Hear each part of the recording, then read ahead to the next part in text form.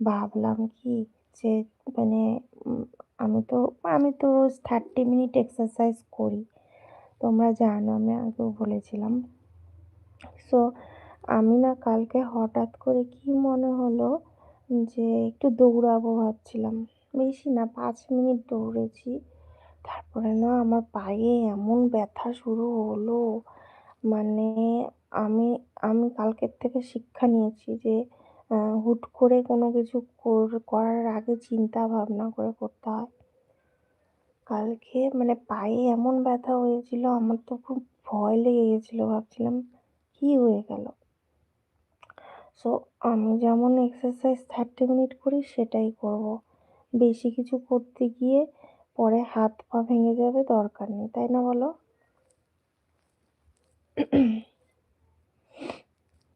আচ্ছা, আমি তো অনেক বকবক করলাম। তোমরাও